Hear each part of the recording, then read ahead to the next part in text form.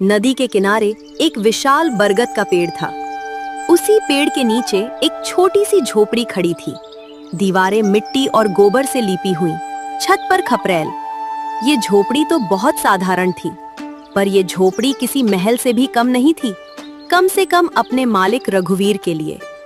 रघुवीर कोई 30 साल का जवान आदमी, पर चेहरे पर बीती मुश्किलों की लकीरें जरूर थीं, लेकिन आंखों में एक अजीब सी चमक बाकी थी, जैसे हार मानने का नाम ही न लिया हो। उसकी पत्नी कमला इस झोपड़ी की जान थी। वो दिन रात मेहनत करके इस टूटे फूटे घर को स्वर्ग बनाए रखती थी। लेकिन आज शाम जब रघु घर लौटा तो उसके कंधे झुके हुए थे। रघु घर के अंदर गया। जाल सूखा था, न मछली न कीचड़ का निशान। आज भी कुछ नहीं फंसा जाल में। कमला, अब तो सुहागिन भी हमसे रूठ गई है। पहले जाल डालो तो रूपहली मछलियां छलकती थी, अब तो 2-4 झींगे भी नसीब नहीं होते। मैं सुबह से शाम तक कमर तोड़ मेहनत करता हूँ, पर घर लौटता हूँ तो खाली हाथ। चिंता मत करो जी, आप मेहनत और ईमानदारी से काम करते हो, हमें सफलता जरूर मिलेगी। भगवान सब देख रहे हैं। नहीं कमला, ऊपर वाले सिर्फ देख रहे हैं, वो कभी हमारी मदद नहीं करते। तुम देख नहीं रही वो गांव में सोहन लाल कैसे चालाकी से और बेईमानी से अपना धंधा कर रहा है।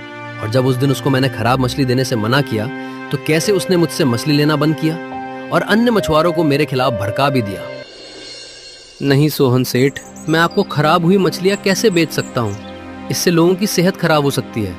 चाहे तो मैं आपको अच्छी मछलियां कम दाम में देता हूँ, पर ऐसे लोगों की सेहत के साथ मत खेलिए।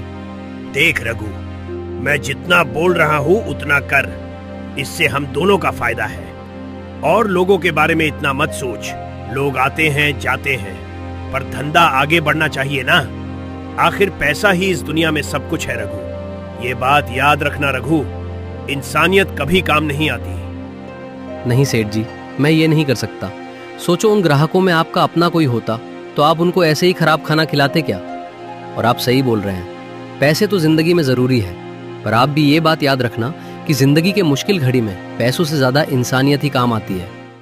देख रघु, मुझे इतना भाषण झाड़ने की कोई जरूरत नहीं।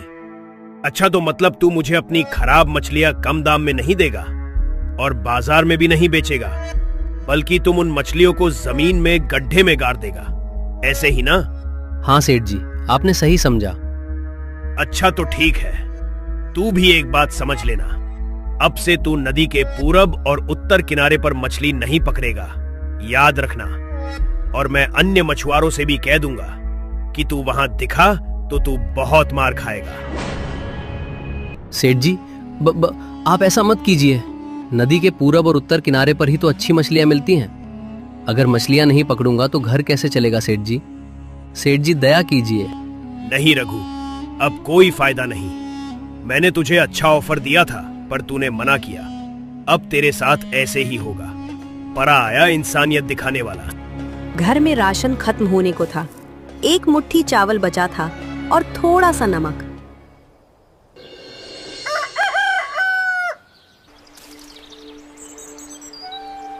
अगली सुबह हल्की धूप खिली थी। रघु अपने जाल की मरम्मत कर रहा था। तभी गांव के प्राथमिक स्कूल के मास्टर साहब मोहन बाबू उधर से टहलते हुए आए। क्यों रे रघु, आजकल तेरी मछली बाजार नहीं आती? घर का क्या हाल है? सब मंगल है ना? बुरा हाल है मास्टर जी। सुहागिन नदी ने मुंह फेर लिया। मछली मिलती नहीं और दूसरा धंधा करने की अकल भी नहीं। मैं तो बस पानी में तैरना और मछली की आंख पहचानना जानता हूँ। बेटा, मैंने सुना है तू फिश फ्राई बहुत लाजवाब बनाता है। पिछले साल गांव के मेले में तूने जो बनाए थे आज भी लोगों की जबान पर हैं। बड़े बड़े रसोइये भी तेरी तारीफ कर रहे थे। हाँ मास्टर जी, माँ से सीखा था। मछली को धोना, मसाले में रात भर मैरिनेट करना और सुबह बेसन में डुबोकर सरसों के तेल में तलना, बस यही तो हुनर है। लेकिन उससे पेट कहाँ भरता है? यही तो तू गलत सोच रहा है। हुनर ही तो असली पूंजी है। देख, तू नदी के इस किनारे पर शाम को एक छोटी सी दुकान लगा और गर्मा गर्म फिश फ्राई बेचना शुरू कर। ये जगह ऐसी है कि शाम को लोग यहाँ हवा खाने जरूर आते हैं। ठंडी हवा और गर्म फिश फ्राई, क्या कहने। बस शर्त एक है, जो भी बनाना बिल्कुल साफ दिल से बनाना, कोई मिलावट मत करना। रघु की आंखों में चमक आ गई। उसे लगा जैसे किसी ने अंधेरी सुरंग में रोशनी कर दी हो। मास्टर जी, आपने तो मेरी आंखें खोल दी। मैं कल से ही जुट जाऊंगा। उसने कमला को पूरी बात बताई। कमला सुनते ही खिल उठी। बस इतनी देर कर रहे थे आप? मेरे पास तो मेरी माँ का बताया एक गुप्त मसाला है, सतरंगा मसाला। इसमें 7 चीजें हैं। सबको अलग अलग सुखाकर, भूनकर सिलबट्टे पर पीसा जाता है। इसकी महक ऐसी कि आदमी खिंचा चला आएगा। हाँ, पर एक बात है, इस मसाले को बनाने में मेहनत और वक्त बहुत लगता, लगभग 20 से 25 दिन। लगने दे कमला, पर सारी चीजें अच्छी होनी चाहिए, क्योंकि खाने में स्वाद ही संपत्ति है। मेहनत करने से हम नहीं डरते, और सब्र से ही मेहनत में रंग आता है। सही बात है ना कमला? हाँ जी, ये बात तो बिल्कुल सही है। देखना, मैं ऐसा मसाला बनाऊंगी कि लोग अपनी उंगलियां चाटते रह जाएंगे। अरे कमला, अगर लोग सिर्फ उंगलियां ही चाटेंगे तो हमारी फिश फ्राई कौन खाएगा?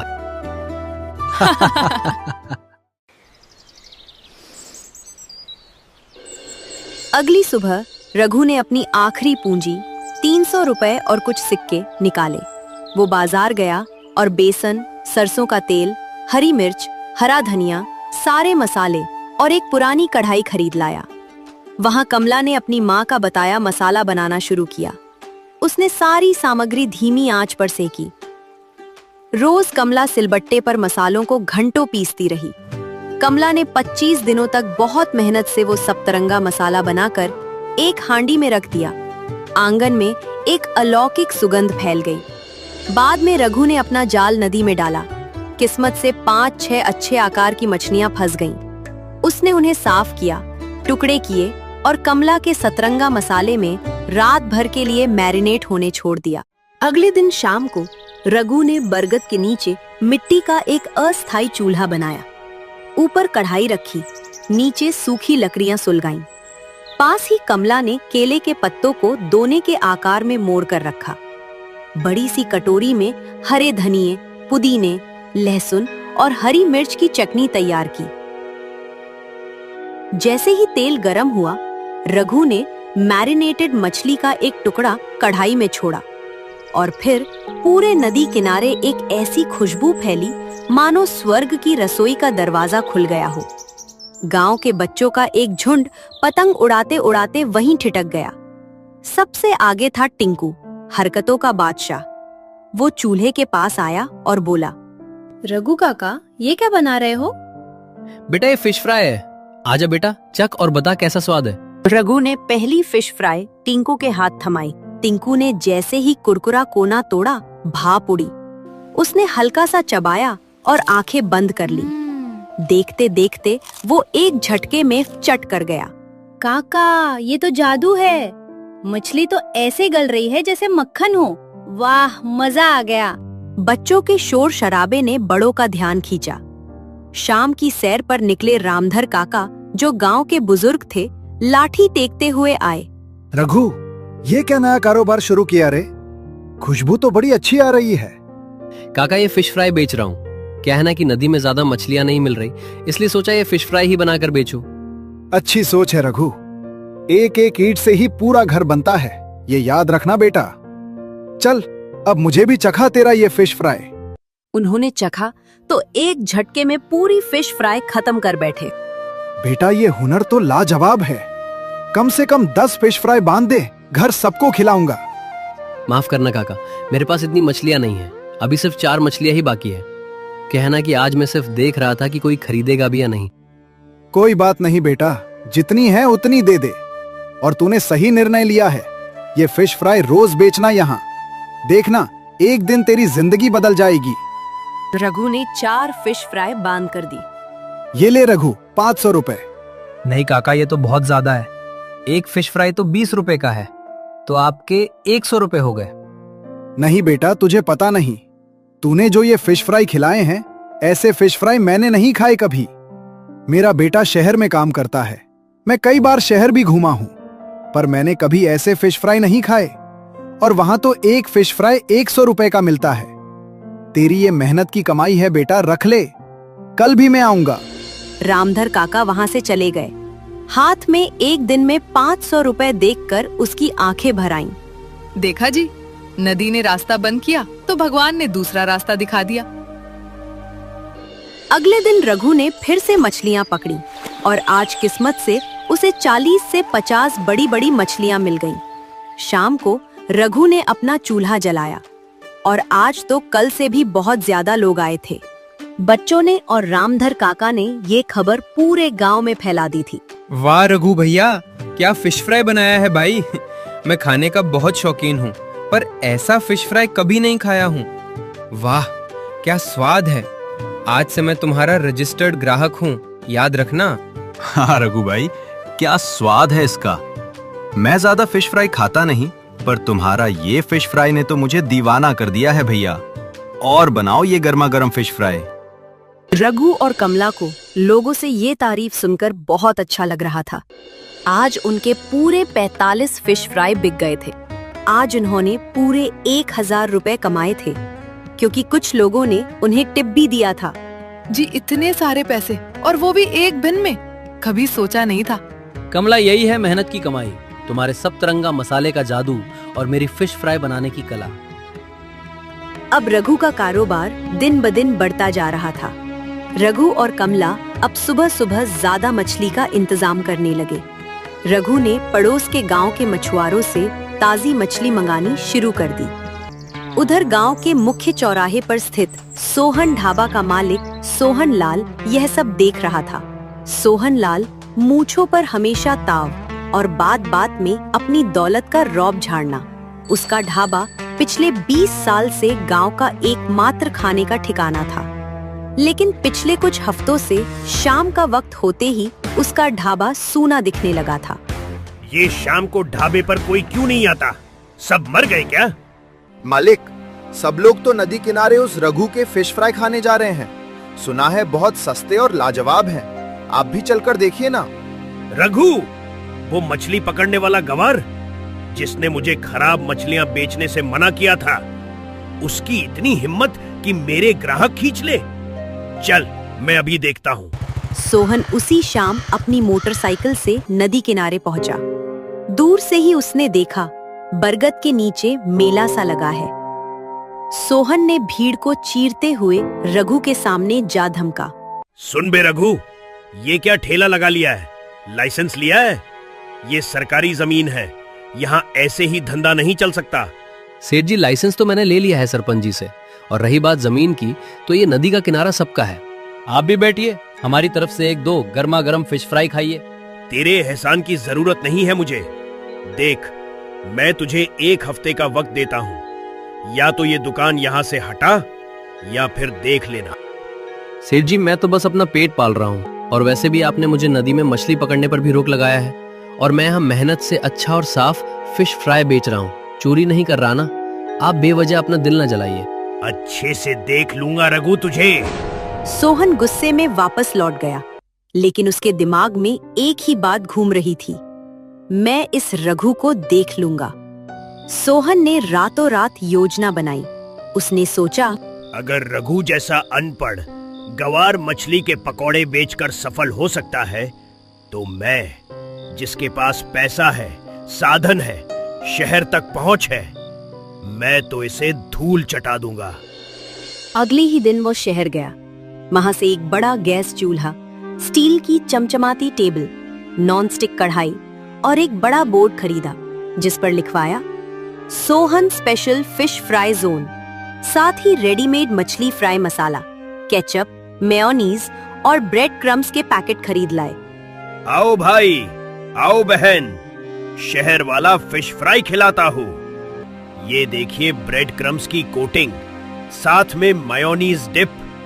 लोग दुकान का आकर्षण देखकर इकट्ठा हो गए। उसने नौकर से पहली खेप तलवाई। मछली के टुकड़ों को बिना किसी मैरिनेशन के सीधे तैयार मसाले में लपेटकर तला गया। देखने में तो वे सुनहरे और आकर्षक लग रहे थे, लेकिन स्वाद, उसमें न जान थी न पहचान। 2 ग्राहक सामने आए। क्या भैया नया दुकान खोले हो? बड़ा साफ सुथरा दुकान है। और ये क्या? ये तो शहर के सॉस और केचप लग रहे हैं। वाह भाई, कमाल है। मुझे 1 प्लेट देना फिश फ्राई। हाँ भैया, मुझे भी देना 1 प्लेट। देखने से तो मुंह में पानी आ रहा है। हाँ भाई साहब, ये सोहन सेठ का दुकान है। यहाँ बिल्कुल स्वादिष्ट फिश फ्राई मिलता है, और वो भी साफ सफाई के साथ। बिल्कुल शहर का स्वाद, पर गांव के दाम में मिलेगा ये फिश फ्राई। सोहन दोनों को एक प्लेट फिश फ्राई अलग अलग सॉस के साथ देता है। दोनों ग्राहक खाने लगते हैं। छी, थू थू, कितना बेस्वाद है ये फिश फ्राई, और ये सॉस भी कितने फीके फीके लग रहे हैं। इसमें ना तीखापन है, ना ही झंझनाहट। सारा मूड खराब कर दिया। छी, थू थू, ये क्या है? बाहर से तो करारा, अंदर से मछली बिल्कुल बेस्वाद और कच्ची भी लग रही है। इसमें तो स्वाद ही नहीं है। सोहन का माथा ठनका। उसने झट से कहा, कोई बात नहीं भाइयों, नया दुकान है, सुधार हो जाएगा। लेकिन लोग एक बार चक्कर चले गए, वापस कोई नहीं आया। धीरे धीरे सोहन के स्टॉल के पास सन्नाटा पसर गया, जबकि रघु की कढ़ाई के पास अब भी लाइन लगी हुई थी। सोहन की जलन अब आग में बदल चुकी थी। ये कैसे हो सकता है? उस गवार के पास ऐसा क्या है जो मेरे पास नहीं? जरूर उसके मसाले में कोई जादू है। तभी वहाँ पर सोहन का आदमी एक पक्की खबर ले आता है। सेठ जी, ये पक्की खबर है। उस मछुआरे की पत्नी घर में एक गुप्त मसाला बनाती है, जिसका नाम सप्तरंगा मसाला है, और इसी से उसके फिश फ्राई में वो अनोखा स्वाद भी आता है। और वो मसाला घर के अंदर एक हांडी में रखा है, और उस मसाले को बनाने में कम से कम 25 दिन लगते हैं। अच्छा, ये बात है, सप्तरंगा मसाला। मुझे वो मसाला चाहिए, किसी भी कीमत पर। कल्लू। हाँ मालिक। आज रात तू रघु की झोपड़ी में चोरी करेगा। उसके घर में एक हांडी में मसाला रखा है, सतरंगा मसाला। उसकी खुशबू से ही तुझे पता चल जाएगा कि ये वही मसाला है। उसे उठाकर मेरे पास ले आ, बस चुपके से, कोई देखे नहीं। लेकिन मालिक, ये तो चोरी है। चोरी नहीं, कारोबार की रणनीति है। तुझे अपनी नौकरी प्यारी है ना, तो तुझे ये काम करना ही होगा कल्लू। अगर ये ढाबा बंद हुआ तो तेरी नौकरी भी नहीं रहेगी, और बाद में तू अपने बीवी बच्चों को क्या खिलाएगा? और मैं ये भी इंतजाम कर दूंगा कि तुझे कहीं भी नौकरी ना मिल सके। समझ गया? कल्लू ने दबाव में आकर हाँ कह दिया। रात का अंधेरा था। कल्लू ने डरते डरते रघु की झोपड़ी की ओर कदम बढ़ाए। रघु और कमला दिन भर की थकान के बाद गहरी नींद में थे। झोपड़ी के अंदर एक मिट्टी की हांडी में बंद वह सतरंगा मसाला रखा था। कल्लू छत से घर के अंदर घुस गया। वो बहुत घबराया हुआ था। लगता है यही है वो सप्तरंगा मसाला।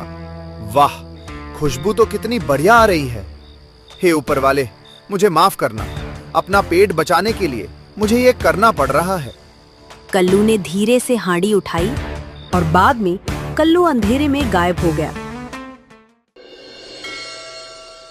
सुबह जब कमला उठी तो उसने देखा कि सप्तरंगा मसाले की हांडी कहीं नहीं दिख रही। हाय राम, मसाले की हांडी गायब है। रघु जी, देखो तो।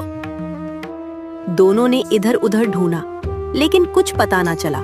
जी, ये मसाला बनाने में कितनी मेहनत की थी हमने, और आज की फिश फ्राई कैसे बनाएंगे? कोई बात नहीं कमला, मुझे अब थोड़ी बात समझ आ रही है। याद है उस दिन वो सोहन सेठ हमसे झगड़ा करके गया था? मेरा मन तो यही कह रहा है कि ये मसाला सोहन सेठ ने ही चोरी किया होगा। तभी वहाँ पर कमला की माँ आती है, जिसने उसे ये सप्तरंगा मसाला सिखाया था। क्या हुआ कमला बेटा, बड़ी चिंता में लग रही हो? माँ, बहुत बुरा हुआ है। मैंने 25 दिन मेहनत करके जो सप्तरंगा मसाला बनाया था, वो किसी ने चोरी किया है। अब उस मसाले के बिना हम फिश फ्राई कैसे बनाएंगे? बेटा, तुझे याद है मैंने क्या कहा था? वो मसाला सिर्फ ईमानदार और मेहनत करने वाले के रसोई में ही अपना स्वाद देता है। रघु के हाथों में स्वाद है। वो मेहनत और सफाई से स्वादिष्ट फिश फ्राई बनाता है, इसलिए उसके फिश फ्राई में ये मसाला अपना स्वाद छोड़ता है। पर किसी लालची व्यक्ति ने अपने खाने में इसे इस्तेमाल किया, तो उसके साथ बहुत बुरा होता है, और उस व्यक्ति का लालच और बेईमानी का स्वाद उस खाने में उतर आता है। पर माँ, ये कैसे हो सकता है? बेटा, वो सप्तरंगा मसाला कोई साधारण मसाला नहीं, उसमें एक खास आयुर्वेदिक जड़ी बूटी है जो मैंने पहाड़ों से लाई है। और उस जड़ी बूटी की खास बात ये है कि वो अच्छे खाने को बहुत अच्छा स्वाद देती है और खराब और गंदे खाने का स्वाद और गंदा बना देती है। बेशक ये मसाला उसी ने चुराया होगा जिसे रघु के फिश फ्राई से जलन है, और वो अब इसका इस्तेमाल अपने खाने में करना चाहता है। पर देखना बेटा, लोगों को सच अपने आप ही पता चल जाएगा। पर माँ जी, अब हम बिना सप्तरंगा मसाला के फिश फ्राई कैसे बनाएंगे? मतलब वही मसाला फिश फ्राई को 4 चांद लगाता है। चिंता मत कर रघु बेटा, मुझे पता था कि तुम्हारा काम अच्छा चल रहा है और तुम्हें और मसाले की जरूरत हो सकती है, इसलिए मैंने खाली समय में ये सप्तरंगा मसाला बना कर रखा था। जब तक कमला और मैं दूसरा मसाला बनाते हैं तब तक ये मसाले से काम हो जाएगा। माँ की ये बातें सुनकर कमला और रघु राहत की सांस लेते हैं। अगले दिन रघु जब अपनी फिश फ्राई की दुकान लगाता है, उसकी दुकान से भी बड़ी अनोखी स्वादिष्ट फिश फ्राई की खुशबू आने लगती है। आज रघु ने पहले दुकान लगाई थी, इसीलिए सभी लोग उसी की दुकान पर गए थे। क्या रे कल्लू, तूने सारा सतरंगा मसाला लाया है, तो रघु के दुकान से आज इतनी अच्छी फिश फ्राई की खुशबू कैसे आ रही है? सेठ जी, हांडी तो आपके ही पास है, फिर भी आप पूछ रहे हो। लगता है उसने केमिकल मिलाया होगा। देखना, बाद में सारे ग्राहक अपने आप आपके पास ही आएंगे जब आप ये मसाला डालेंगे। तू रुक जा, आज मैं फिश फ्राई बनाऊंगा। सोहन सेठ अपनी दुकान में फिश फ्राई तलने लगता है, पर तभी सभी लोगों को एक बहुत बड़ा सरप्राइज मिलता है। सोहन का आदमी वहाँ आता है। सेठ जी, गांव में मंत्री मिस्टर आए हैं, चाहे तो उन्हें आपके दुकान पर बुला दो, आपकी इज्जत और बढ़ जाएगी और आपको जी से अवार्ड भी मिल जाएगा। सरपंच जी तो आपके पहचान में ही है ना? क्या देश के मंत्री खुद यहाँ आए हैं? इसका मतलब टीवी वाले भी साथ में आए होंगे। यही असली मौका है देश में मशहूर होने का। ठीक है, जल्दी से सरपंच जी को मेरा नाम बता दो और यहाँ भेज दो। सोहन सेठ जल्दी में ये भूल गया कि उसने खराब मछलियाँ इस्तेमाल की हैं और सतरंगा मसाले से खराब खाने का पता चल जाता है। थोड़ी देर बाद वहाँ मंत्री आते हैं और इम्प्रेशन डालने के लिए सोहन सेठ खुद फिश फ्राई बनाने लगता है। सोहन जी, मुझे ये देखकर बहुत खुशी हुई है कि आपने अपना ढाबा बहुत साफ सुथरा रखा है। चलिए जल्दी से फिश फ्राई खिलाइए अपनी। वैसे खुशबू बहुत बढ़िया आ रही है, मानो पहली बार ऐसी खुशबू सूंघी है। ये खुशबू तो अच्छी है, पर उससे भी अच्छा ये फिश फ्राई है। लीजिए, ऐसा फिश फ्राई गांव में कहीं नहीं मिलेगा। सोहन जी को फिश फ्राई खिलाता है। ची, थू, ये क्या? तूने सही कहा है, ऐसी फिश फ्राई गांव में क्या कहीं नहीं मिलेगी। कितनी बेहुदा और गंदी फिश फ्राई है ये, इससे खराब मछली की टेस्ट आ रही है। सोहन बहुत डर जाता है, उसे समझ नहीं आ रहा था कि आखिर ये क्या हो रहा है। इंस्पेक्टर चिंगम, इसके दुकान की अच्छे से जांच करो। लगता है ये आदमी मिलावटी खाना बेच रहा है। इसने देश के मंत्री को नहीं छोड़ा तो आम लोगों को तो इससे भी गंदा खाना खिलाता होगा। इंस्पेक्टर चिंगम सभी फिश की जांच करता है। जांच के बाद ये सामने आता है कि सभी फिश खराब है और कई दिनों की बासी है। इंस्पेक्टर जी, इसे अभी के अभी जेल में भेज दो और इसका ढाबा भी सील कर दो और इसे ऐसा सबक सिखाओ कि दोबारा ऐसा ना कर पाए। लोग टीवी पर ये सब देख रहे थे। अब तो पूरे देश में सोहन सेठ की बदनामी हो गई थी। पुलिस सोहन को जेल भेज देती है। वहाँ थोड़ी दूरी पर और एक फिश फ्राई वाला है, हमें उसकी फिश फ्राई भी देखनी होगी। क्या पता ये भी मिलावट कर रहा हो। हाँ, तुमने सही कहा। अब आए हैं तो ये भी देख ही लेते हैं। तब मंत्री रघु के दुकान पर आते हैं। रघु मंत्री को फिश फ्राई देता है। मंत्री वो फिश फ्राई खाते हैं। वाह वाह वाह, क्या बात है, क्या बात है। मैंने ऐसी फिश फ्राई कभी नहीं खाई। क्या बात है। वैसे नाम क्या तुम्हारा? जी, मेरा नाम रघु है और मैं एक मामूली मछुआरा हूँ। जिस सोहन सेठ को आपने जेल में डाला है, उन्होंने ही नदी में मछली पकड़ने से रोक लगा दी थी, इसीलिए मुझे ये फिश फ्राई का दुकान लगाना पड़ा। ओहो, अच्छा, अब समझ गया मैं। मतलब तुम्हें ये लालची सेठ परेशान कर रहा था। बहुत बढ़िया बेटा, तुम सचमुच बड़े हिम्मत वाले हो और तुमने आत्मनिर्भर होने का एक बहुत बड़ा उदाहरण सभी लोगों के सामने लाया है। हम तुम्हें अवार्ड देना चाहते हैं और तुम्हें सरकार से आर्थिक सहाय भी मिलेगा। बधाई हो बेटा। अब देश में चारों तरफ रघु का नाम फेमस हो जाता है। रघु को मंत्री अवार्ड और नकद राशि इनाम में देते हैं और होटल मैनेजमेंट के कोर्स में रघु की कहानी भी छप जाती है। दूर दूर से लोग अब रघु की नदी किनारे वाली फिश फ्राई खाने आने लगे।